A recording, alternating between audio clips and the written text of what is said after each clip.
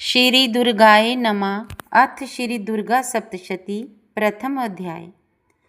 प्रथम चरित्र के ब्रह्मा ऋषि, महाकाली देवता, गायत्री छंद, नंदा शक्ति, रक्तदंतिका बीज, अग्नि तत्व और ऋग्वेद सब रूप हैं। श्री महाकाली देवता की प्रसन्नता के लिए प्रथम चरित्र के जप में विनियोग किया जाता है। भगवान विष्णु के सो जाने पर मधु और कैटभ को मारने के लिए कमल जन्मा ब्रह्मा जी ने जिनका स्तवन किया था, उन महाकाली देवी का मैं सेवन करता हूँ। वे अपने 10 हाथों में खड्ग, चक्र, गदा, वान, धनुष, परिध, शूल, भुशुंडी, मस्तक और शंख धारण करती हैं। उनके 3 नेत्र हैं। वे समस्त अंगों में दिव्य आभूषणों से विभूषित हैं। उनके शरीर की कांति नीलमणि के समान है तथा वे 10 मुख और 10 पैरों से युक्त हैं। मार्कंडे बोले, सूर्य के पुत्र सावर्णी जो 8वें मनु कहे जाते हैं, उनकी उत्पत्ति की कथा विस्तार पूर्वक कहता हूँ, सुनो।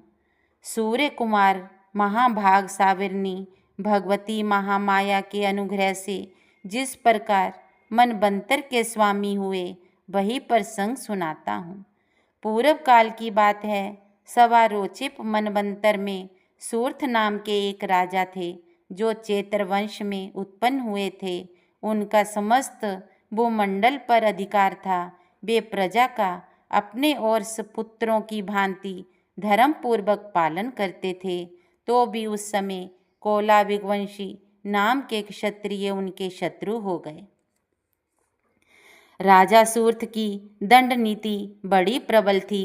उनका शत्रुओं के साथ संग्राम हुआ। यद्यपि कोलाविगवंशी संख्या में कम थे, तो भी राजा सूर्थ युद्ध में उनसे परास्त हो गए। तब वे युद्ध भूमि से अपने नगर को लौट आए और केवल अपने देश के राजा होकर रहने लगे।